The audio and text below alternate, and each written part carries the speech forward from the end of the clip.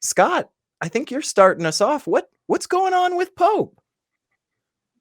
What is up with the Pope? Well, the Pope, this is an article that was from them.us, and it was put out on August 11th, and it's by Samantha Rydell, and the title is Pope Francis held a meeting with trans people at the Vatican. This meeting is his fourth with trans people since April.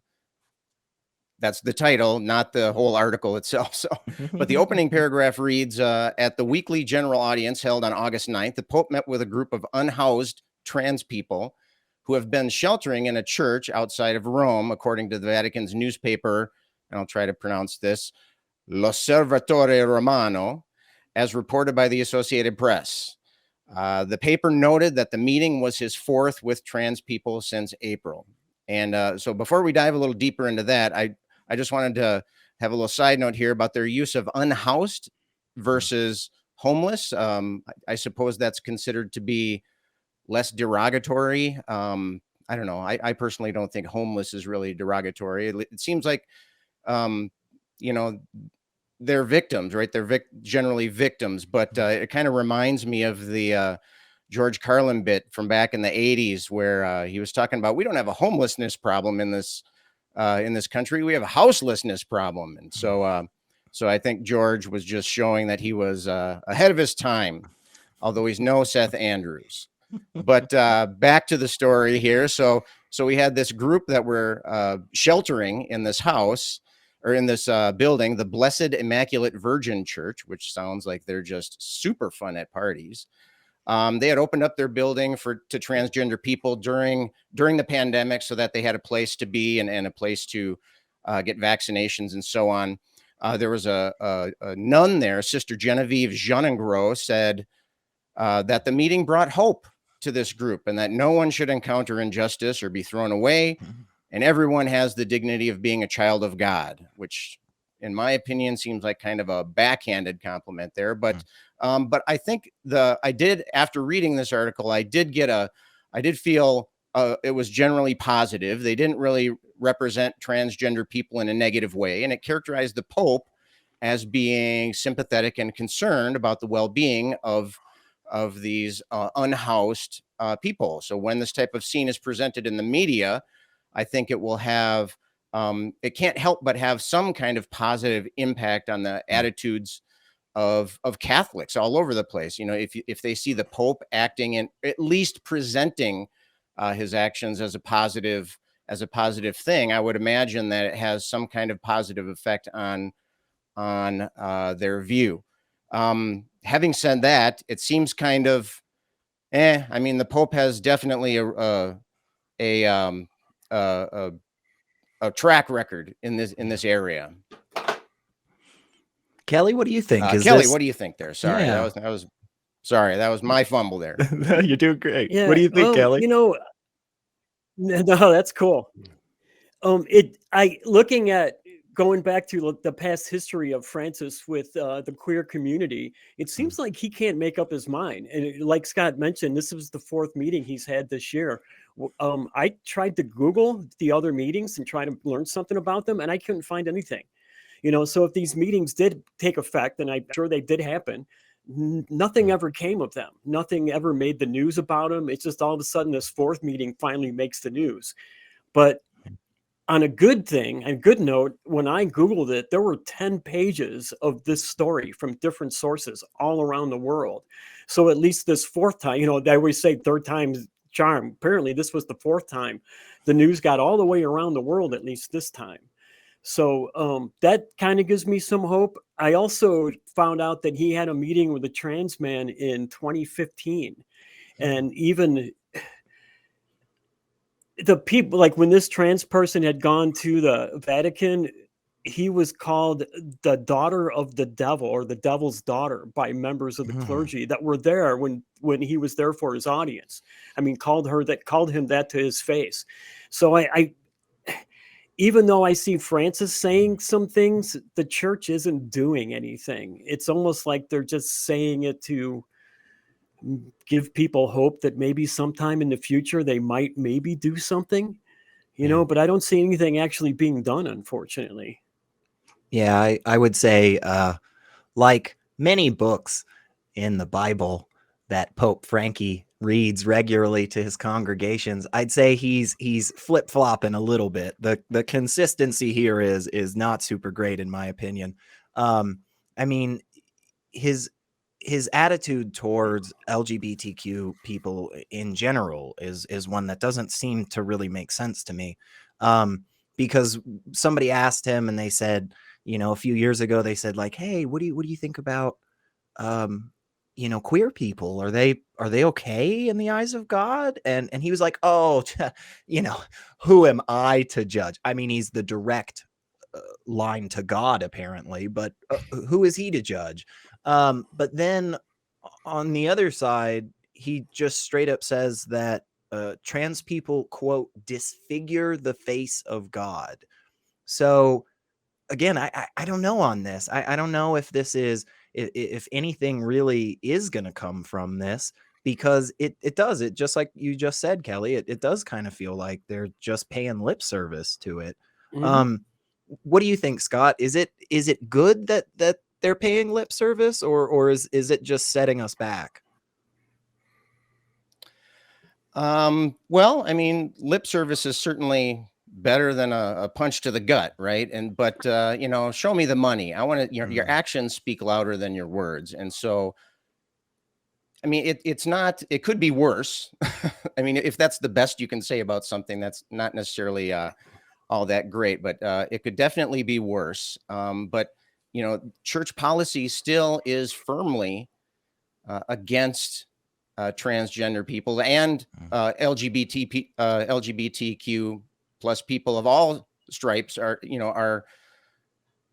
marginalized, and they're set aside, and they're downcast, and they're abominations, and they're, like you said, disfiguring the face of God, or and so it's very frustrating to see that kind of thing.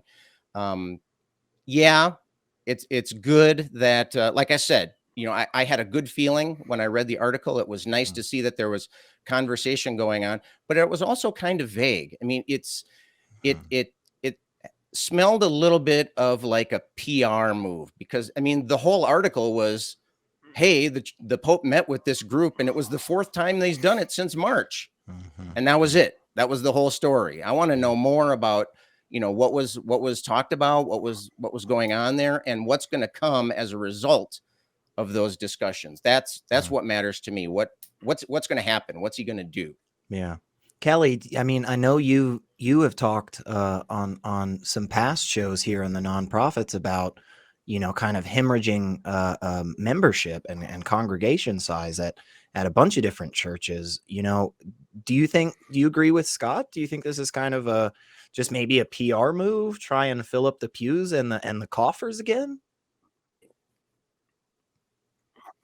Yeah, I totally do. I totally think that.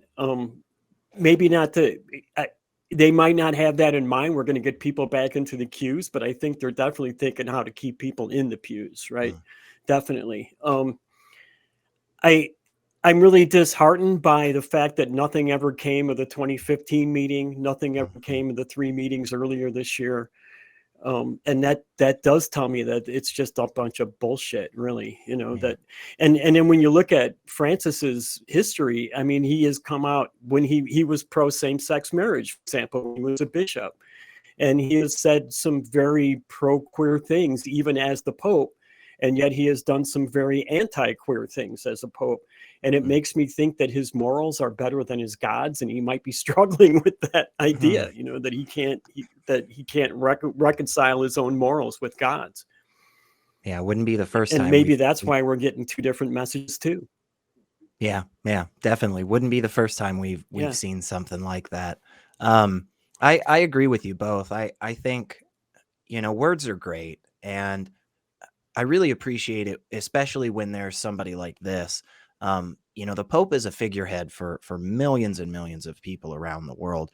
And if the Pope comes out and says, again, even in a lip service PR type of way, says something that is trans affirming, that is supporting the LGBTQ community, I think this is great, because, maybe it does actually help some people out there that have really hardcore bigoted views to kind of just, relax those a little bit and realize that they're, you know, bad and harmful.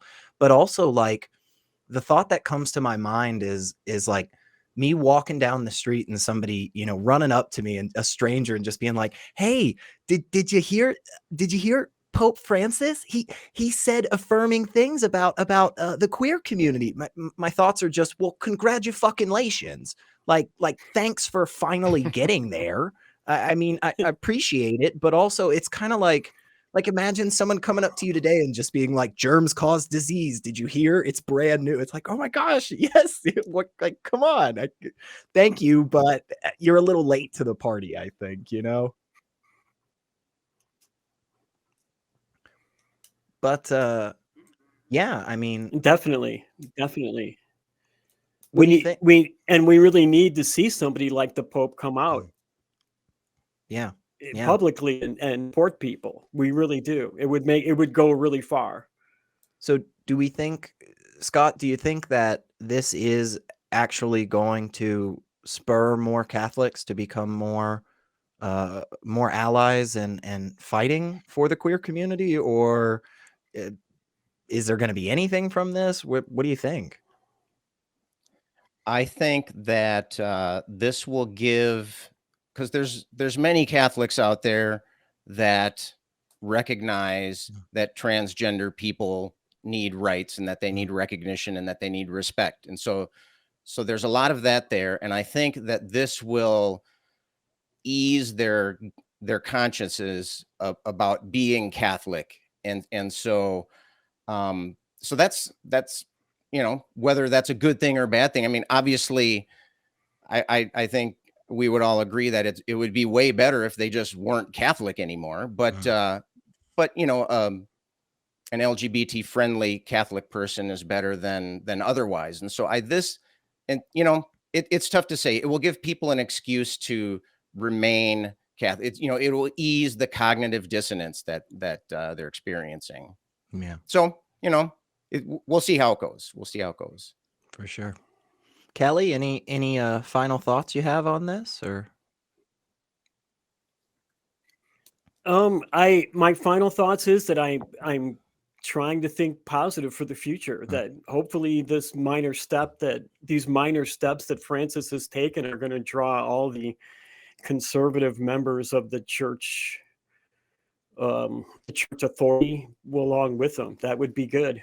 Would be really good. So I have high hopes for that, but I'm not sure that it will happen, unfortunately.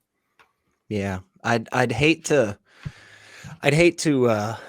you know, prophesy anything here, folks, but I am cautiously optimistic, kind of too. Like I want there to be a statement that comes out, you know, here shortly that says, you know, oh my gosh, we got it wrong for so long. We were sorry we're such jerks. We're gonna stop actively fighting against people just being people. But honestly, if I had to put money on the table, I'd bet that we're not going to hear anything like that. I bet that we are not going to have, in any way, shape, or form, a statement coming from Pope Francis or the Catholic Church that is in fact queer affirming. I don't see that in the cards personally. But yeah, it's one of those moments where, again, if we gotta get it one way, you know, if we it just it's like I wish it was better, but it does seem like this is a good thing, you know? It does seem like that. But Slow is better than stop, I think. Slow is yeah, better than stop. that's a good point. That's a good point. Well, any final thoughts on this, Scott? No, I'm just you know, like I said before, show me the money. I want to see some policy change. I want to see people being recognized as human beings. I want to see you know, people being considerate of each other. You know, it's ironic, you know, they should listen to the words that they profess to follow. And so I want to see more of that. Yeah, I agree.